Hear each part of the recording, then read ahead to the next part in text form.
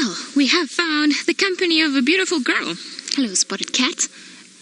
Now, I think this one is Thandi, if I am not mistaken. But if you guys feel that this could be another one just by looking at the spot pattern, when I am suggesting Thandi because I know she stole Hasana's kill yesterday, and whoever this is has got a very round belly. So, somebody's had a good meal. Now, she seems to have kept on moving, so I don't know if she's maybe following up on something or if she's hunting, but the guys have been struggling to keep up with her because she's been quite erratic in her movements. It's quite a full belly that you've got there. Whew. Carried on, and as well, just as the lions did, she also took to the termite mound, and just like we saw Tamba did yesterday, took up to the termite mound as a vantage point to be able to see a little bit further in the distance, because not the tallest animal around. So let me try and keep up with her. Might be a little bit harder with the roof today, but hey, give me back my jacket.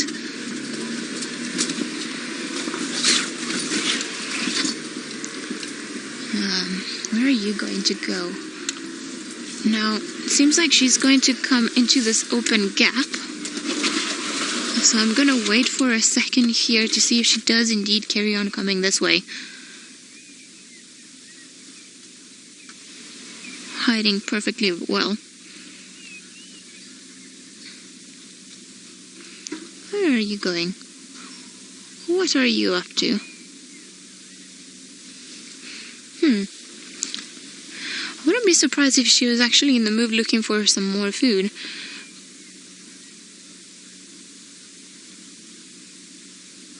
James, you agree with me that this is Thandi, the beautiful girl? Now, I'm very happy that yesterday we had Tamba, the sun, and today we've got Thandi. What a perfect circle. Now, I saw yesterday on Chitwa's page that Thandi actually stole Hosana's kill. So I think that's why she's looking with a very nice big round belly, which I'm sure is very happy. But I wonder if perhaps she's just carry on looking for food, or she's looking for Tamba, because Tamba was left in the drainage line yesterday, or we left him going into the drainage line in quite a bit of a tough spot. So I don't know if maybe she's looking to try and find where he is just to keep tabs, or if she's just on a mission of her own, because whatever it is that she's up to, she's definitely busy. You see, she hasn't really stopped. She goes on a termite mound, she looks around, stops again, listens out, hears what's around her, and then carries on. But I suppose the only way to find out is just to look and keep her company. Poof, there we go.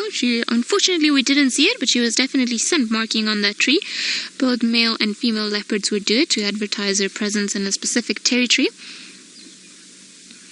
And she just turned around, sprayed some urine on the tree, and marked this area as hers. Now, let me try and go a little bit forward. Hopefully we'll be able to get her again. What an interesting spot you're taking us into, Thandi. Alright, let me try and get her again.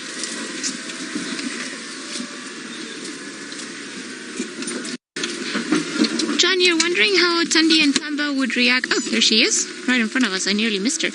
How she would react if they bumped into each other. Well, Thandi would still recognize him, and they would still know that they're related and they've spent all this time together, and I'm sure there will be a head rubbing and a greeting ceremony of sorts, but she wouldn't allow him to stay with her for too long.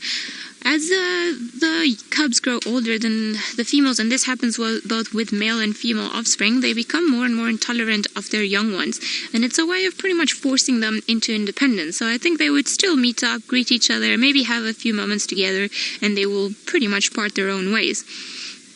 However, I've seen it on a handful of occasions where the young male cubs still try to hang around close to their mothers, and whenever they make a kill, they'll come in and then try to feed off that kill and just take advantage of the fact that mom is still around and can very likely provide for them, but not because she's looking to still make kills and bring them to them, but just because they know that they can. Hello. She is walking in a very difficult spot this morning, isn't she? I wonder. Nancy Nancy, you're wondering if she's taking over Karula's territory. Well, I think she is definitely, we've seen her a lot more than what we used to in the past, and her and Shadow, it's almost like they've had this pact. So Thandi has been sticking more to the southern area in the Molowati, whereas Shadow has been sticking more to the western side, and she's going further and further into Djuma. So I think they have both actually sort of moved in and started playing around, because as soon as there's a gap, you will often see that leopards will move in. So I think she's taken over a piece of it. And I find it quite fitting, because I think at least everything stays in the family. So if it had to go to anyone, I think it's a good thing that it's gone to one of her daughters, which obviously grew up around this area, and they know this area, so they know where to go, where to hide, and where to hunt. Alright, pretty girl. I'm sorry, you don't like the roof. I'm gonna give you lots of space. Alright. Just like her son, she takes to termite mounds. Now we can definitely know where he got that from. If she goes on top of the termite mound, it's going to be wonderful.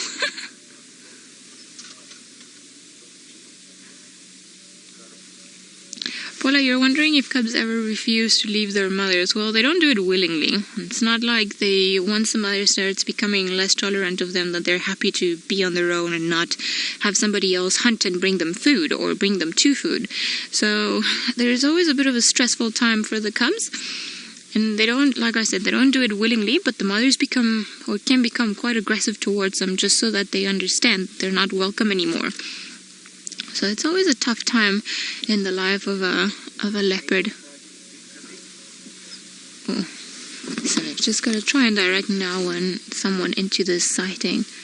Standing by. Where are you going? Alright, I think I'm going to try. Oh.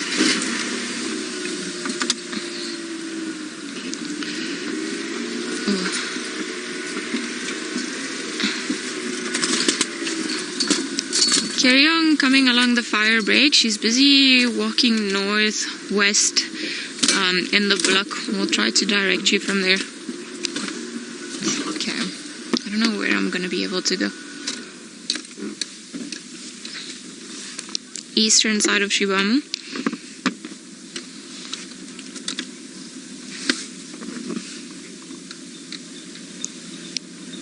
She is still east from Shibamu, but she's heading slowly in that direction. We're just following her in the middle of the block. Alright, let me see where I can go. Now, I know Thandi, she likes her personal space, and sometimes because we don't use roofs all the time, some of the creatures don't particularly enjoy seeing them too much. So I'm going to give her space so that we can enjoy her company for quite a while. Ooh, got attacked. I think while we try to follow this beautiful leopard, let's go across to Steph, who's still exploring Djuma on foot. Thick bush carries on. However, we have managed to keep up with her, and she is walking what it seems straight into Treehouse Dam. So I'm hoping she's going to go there for a drink, because we are pretty much in the middle of the block away from any possible road. So she's steadily headed in that direction. So we're going to try and keep up with her as she does, and as she disappears in the bushes. She's definitely up to something, and I find it interesting that she didn't drink at Twin Dams, or that she's carried on moving in this particular path, because this area, Shadow has been using it a lot when she crosses back from either Hoffman's or Little Gowrie, and then she comes back into Vuyatela. So I wonder if perhaps Thandi's not picked up the sense of Shadow from a few days ago, although with the rain that would be quite hard. But let's just carry on following and see what she's up to this morning. Now, she has dragged us through some very thick bushes, so I'm hoping she carries on going like this, because then we'll go back to an area that's a little bit easier for us to follow her. Oh, there she is standing. So I can't go closer to her, because unfortunately where she's walking is very thick and lots of branches and stumps, so we're trying to keep her on sight. Jody, you're wondering how long can a leopard go without water? Well, the leopards have to drink daily, and we see them drinking, but they can only drink once a day, or if they have to, they can survive with drinking just once a day, and then they'll drink for quite a long while and then carry on. Sometimes if the water is not available, perhaps you'll see that they'll be capable of going without water for maybe 2 days or so, but they have to drink. They're not like some of the antelope species that get all the moisture from everything that they eat, so that they can go sometimes even a week without eating. Now, there's clearly something there that got her attention. Now, I wonder what it is. Where are you going to go? Will you carry on towards Treehouse Dam? That would be much appreciated on our side. Now, let me just... She carried on moving. Can't really see her anymore, so I'm gonna try going around this termite mound just to make sure that she's carried on walking. Ah, there she is again. Okay, so she has carried on in the same direction, so I'm gonna try and go around this termite mound that's here on our right hand side and then get to her again once more.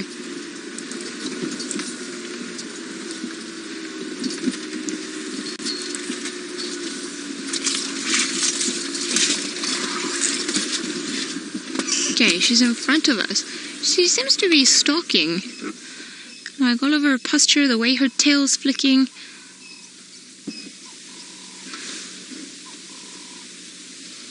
There we go. Hello, Thandi. Where are you going? Where are you gonna head off?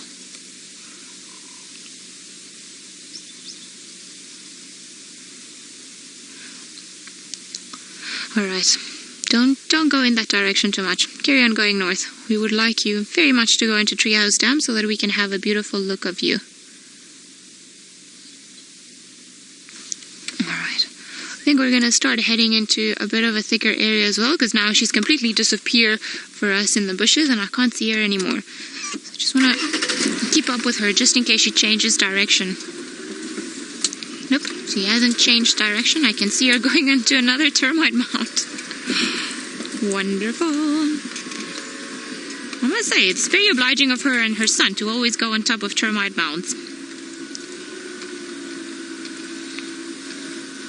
There we go, she's in front of us. So I'm going to stop here just to give her enough space. We've been attacked by all sorts of branches with the roof. It's a lot easier driving around without it, but I think so far we can't really complain as we've been lucky. Now she's on top of the termite mound, tail constantly flicking. So she is probably stalking, looking for food, which means that, you see, even with the full belly, she's still up to something. I haven't been able to see any prey species around. She's still moving north. We're getting closer to the dam itself.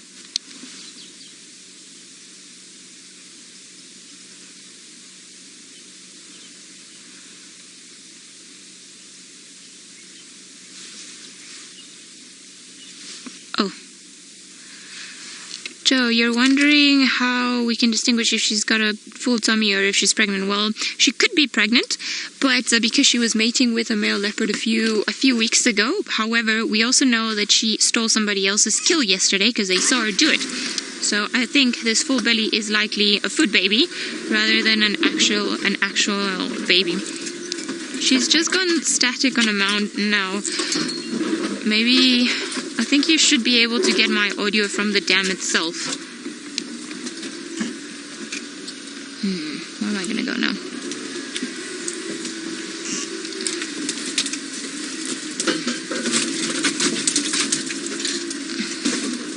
Just directly south from the dam. Hello, girl.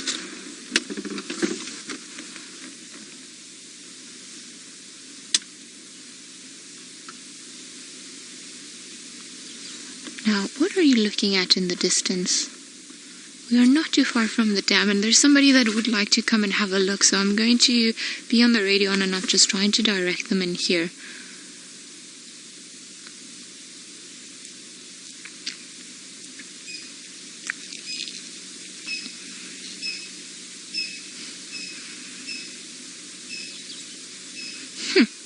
Thandi, what a long day it's been for you. You've been missioning. Now, it's always quite something to see her or to see any sort of leopard on top of a termite mound. And I do know that there's this odd branch in the way, but if I go around her, I'm going to disturb her quite a bit. So I would prefer not doing that, because I don't think she's going to lay here for too long. More likely than not, she's going to carry on moving. So I'm just going to give her some time to settle and probably rest, because she's been walking quite a bit.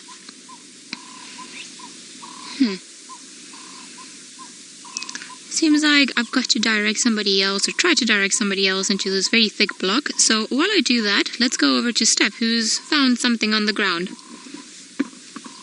Charles. It is Ali and Thandi. Woo-hoo-hoo. Very excited to still be with her. She did take us through some very tough areas, and it was a little bit complicated because she was actually in the middle of this massive block, and we're still not that close to any road, although faintly in the distance we can almost see Treehouse Dam. So I think maybe that's where she's going to head when she decides to go and have a drink, because besides Trindam's is pretty much the only water around here. Seems like she's been walking for quite a bit this morning, so I wonder if... Was that a little bit of... Oh, hello. Yeah, someone's tired. You've been walking quite a bit. Oh. In this case, I'm glad I jinxed it, because maybe she's going to carry on heading off to Treehouse Dam and then have a drink from there, and we'll be able to have a nice view of her. Alright, I'm going to try and get us out of here, because as you can see, she is busy scent marking her territory. And I think maybe Shadow's been walking around here, because the other day when we had her and the cub drinking from Treehouse Dam, this is pretty much the same path that Shadow walked. So I think maybe that's what she's up to. Now, I'm going to have to try and get us out of here. Hopefully that won't be too much of a mission as it was coming in. But I think it's a little bit more open the more she carries on walking in that direction. Do we have a flat tire? Oh, okay. Senzo just looked around and I was a little bit worried because we've been driving over lots of things. Alright, she has stopped once more. So she's being very cautious today in the way that she's been walking. What is it in there? I almost thought that perhaps there was a hare or something hiding in between those bushes. And that's why she left the way she did. But I think it's going to... Ah, there we go. Scent marking again. Definitely following this path. So it'll be interesting if the sisters do eventually meet up around here. Because we've seen what happened when her and Shongile met. And I think Thandi had the upper hand just because she's a bigger leopard and older and more experienced. But when confronted with somebody her own age, like her sister Thandi, and I think things might be different. Sorry, Senzo. Just watch out. Okay, there's going to be one more, but she's heading roughly in this direction, so I want to catch her before she heads into the road. I think the worst part, hopefully, is finished. Don't know if we're going to make it through here. Come on, Wendy. Don't branch us in the face. Alright. Seems like we have survived. Sorry, this is quite a big branch and we don't really want to be hit in the face by such a big branch. It would be very painful.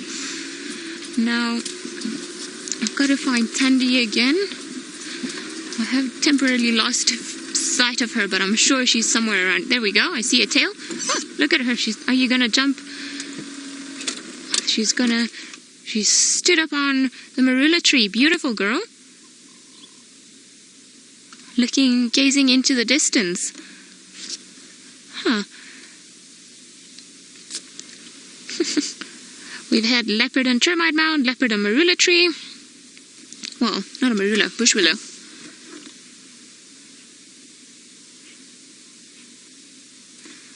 Christina, you're wondering if the white underneath her tail is for communication. It has been theorized that it is. The general consensus seems to be that the white tip of the tail also helps in visual communication, especially when the mothers are walking and the little ones are following or trailing behind the grass, because the little ones are very little. and they use the white underneath the tail like a beacon to be able to follow their mothers and find out where they're going in between the grass. Now I think, yep, she's going to go back down, so we're going to carry on following her. It is amazing when they walk in between all the bushes and the trees like this, isn't it? Just gives you that idea of what an elusive, secretive animal it is. So quickly it disappears, and so quietly. Now I want to go slightly forward, see what she gets up to. Look, Senza, an open area. I'm so happy. And every big marula tree that she's passed, she's stopped and started urine spraying. Every single one of them. So I think we've actually caught her on a territorial patrol. And maybe earlier on she was just looking because there could have been a potential prey that might have gotten her attention. But I think she's just asserting her dominance in this territory. Would be awesome if she did start to call. But I think for now she's focusing more on the olfactory communication and just spraying everything around her. Okay, she stopped in a bit of a complicated spot, so I'm going to go slightly forward because we can't get a view of her from where we are.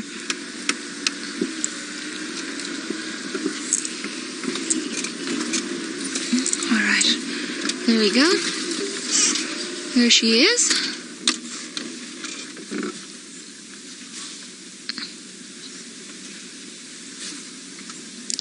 Cute chemistry, you're wondering if different species of cats have overlapping territories. Yes, they do. So, for now, Thandi has been moving in an area that the Sixth Pride of Lions has used as of late, and also the Nkuhumas and the Birmingham Boys. And her territory, funny enough, is also, or this part where she's been certain marking, overlaps with where we've seen her sister, also another female leopard, marking all around this area. So different species can overlap different territories, and also different individuals of the same species can sometimes overlap. However, because they are territorial creatures, they don't allow other animals to actually or willingly overlap their territory. So this is why she's marking it. She's just making it known, probably to Shadow, which is her sister, that she's claiming this area as hers, and I'm sure if Shadow comes around, then she'll do the same.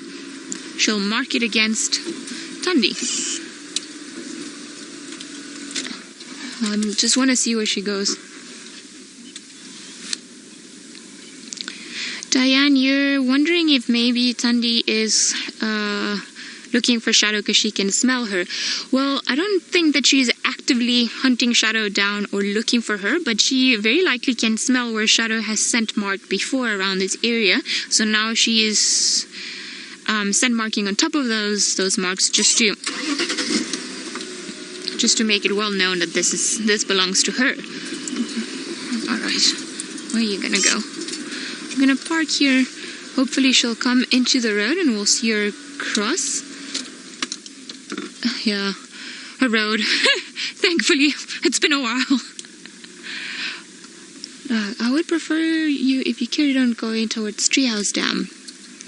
Hopefully. I'm just keeping an eye on her, see where she wants to go, because she's kept looking in every direction, so I'm not too sure, but there she comes. She's gonna come onto the road.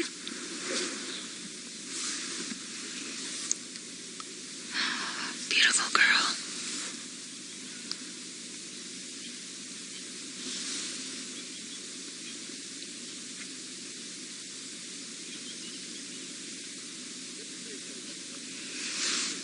I think she is definitely going onto the dam, which I'm very happy about. Bless you, Senzo. What you looking at? What is that in the distance?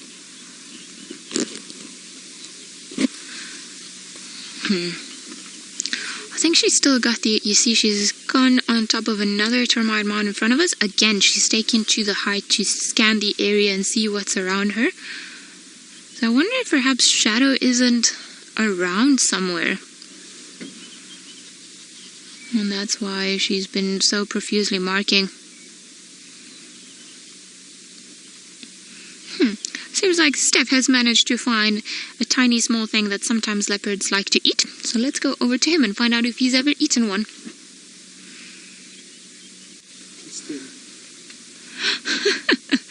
she's sat down again. I think she's been walking quite a while, or quite a bit, even before we got her, so I can't really blame her for sitting down. Sorry, I just need to answer the radio. Negative, you can just come where you saw me. She's just gone static here. She's laying down. Alright, now it seemed like she was gonna carry on heading straight north, but now maybe she's gonna head back onto Treehouse Dam, so I'm not too sure what she's up to. I don't think she knows where she wants to go. She keeps changing her mind. She'll go in a direction and then all of a sudden stop and be like, probably not. And then poof, goes into another one.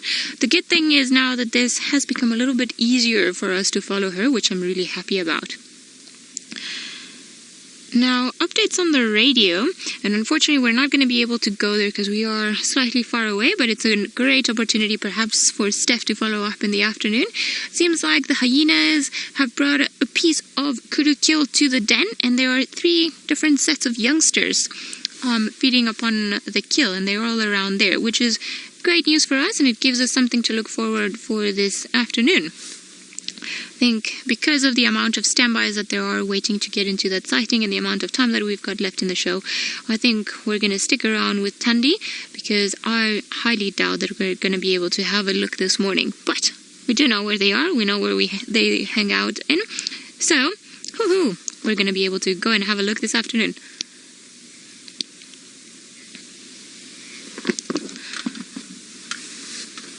How are you doing? You see, she's panting. So I'm sure she's feeling hot, although it's been a morning on the cold side. Not panting, but breathing quickly. So I think she's been doing a lot of exercise. And I would say she's already walked a few Ks, per around maybe 3 Ks or so, just in terms of all the loops that she's been doing all around. So she's had a good morning walk already. I don't think, however, that she's going to stick around here for too long, because earlier on she was just standing next to the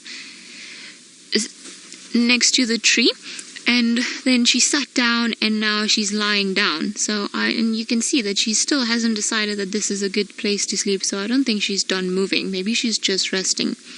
Heather, you're wondering if she is sticking around close to the trees, or she's laying around close to the trees because she feels safety, or for safety. It could be. Leopards feel very safe in thick vegetation, and often that's where they'll go when they are either going hunting and they want to stalk something, or they're hiding from somewhere, or even where they hide their cubs when they're tiny little creatures. So it'll be either in a drainage line like this one, or where there's very thick vegetation, or close to trees where they can jump up and step away from danger should need a rise to. I think in this case the tree just happened to be there, and maybe she feels comfortable having the tree there in between her and us. Although she hasn't showed any sign of aggression towards us. I think she's just doing her own thing this morning. I think it's been a bit of a mix between patrol territory, which animals spend a lot of time doing, particularly territorial animals like lions and leopards, but I think also a little bit of indecisiveness. I would assume that she wanted to go and have a drink, and I think now she remembered that the dam is not too far, so she keeps gazing in the direction of the dam. But I don't know if maybe she's just got more pressing matters, or which is going to override, the need for a drink or the need to carry on scent marking. But you can see she's definitely still up to something.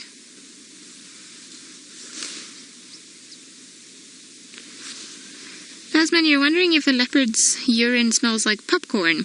It does. And actually funny, especially for the male leopards, it does smell like buttery popcorn. And I don't know why it smells this way, but often when we drive around and we pick up that smell, we laugh, because like, popcorn, there was a leopard somewhere around here. So, so yes, it does. That is true. It's a very strong smell, and probably such a strong smell is meant to last longer, so that the smell where a particular animal has marked its territory will last a lot longer, so to serve as an advertisement for the next leopard that comes around and can already smell it and be like, okay, this area has already been marked. You see, she's quite indecisive today. I think she's getting tired, and maybe it's about time for her to maybe relax and have a bit of a nap, but I think also she doesn't really want to. She seems to be conflicted. It's funny. She reminds me, that look of her reminds me a lot of a leopard called Magon's one, which I think it was actually Mbula's mom, if I'm not mistaken. The same, you know, that look on her face. A bit of grooming going on. She has been walking through some tough areas this morning, so lots of ticks and seeds and everything that's been attaching to her skin or her coat. Cute chemistry, you're wondering, in my opinion, which animal is the biggest diva. Is that correct, Lou?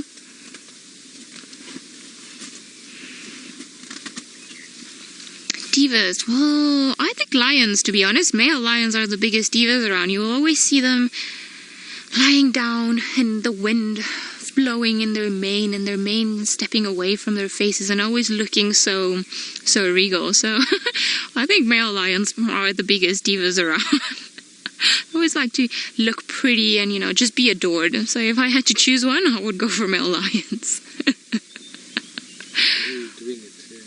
Hey? Yeah, the way that they move their hair and their mane in the wind.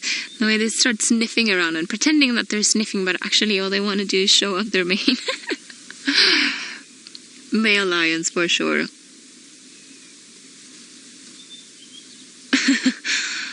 Yeah. Lou's bringing up another point, saying that also they like being provided for.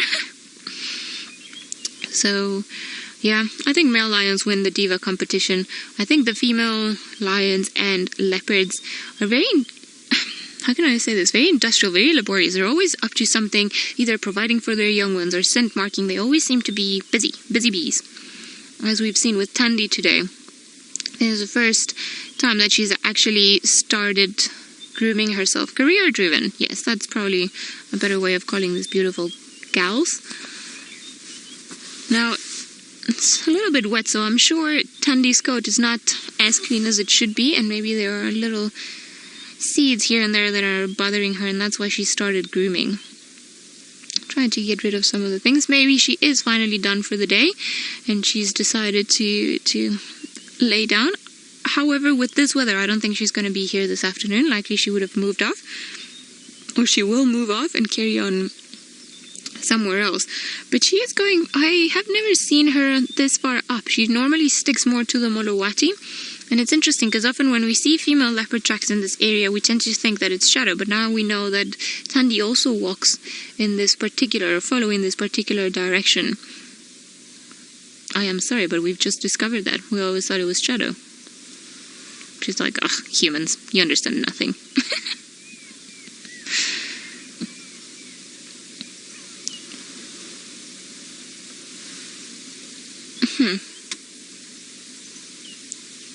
Maybe she's scratching out some ticks. And talking about little things, annoying little things, let's go over to Steph, who's managed to find some more tiny creatures.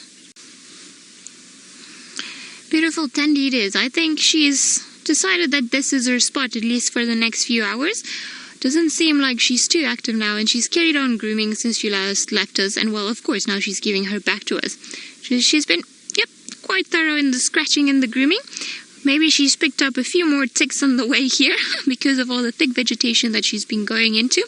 And just before we saw her, that she was almost what they do when they start almost like biting themselves, pinching their own skin. I think she was trying to get some ticks off her legs, and I think, well, clearly now there's something that's annoying her close to her neck. And just like with normal cats and dogs, ticks are very clever, unfortunately for all of us, and they go to areas where they know that it's going to be a little bit harder for the animals to scratch them off. So often they will go underneath their throat or around their neck, or especially around their ears.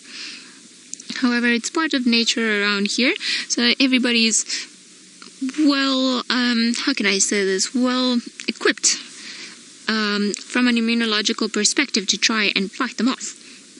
Now, it seems also that it started to rain a little bit, so I would assume Thandi's going to move off into an area where there's a little bit of cover a little bit later on, as soon as there's, if the rain does get worse than what it is now. Although, I don't know, it's been a strange day in terms of weather, but how lucky have we been? I think we've been incredibly lucky this morning, not only by the side of Steph back at Djuma, but also we had the Nkahuma cubs almost a glimpse of the Birmingham boys going around. And then, of course, the wonderful time spent with Thandi, who's now decided to get up. So let's spend the last few moments having a look at her and see what she does.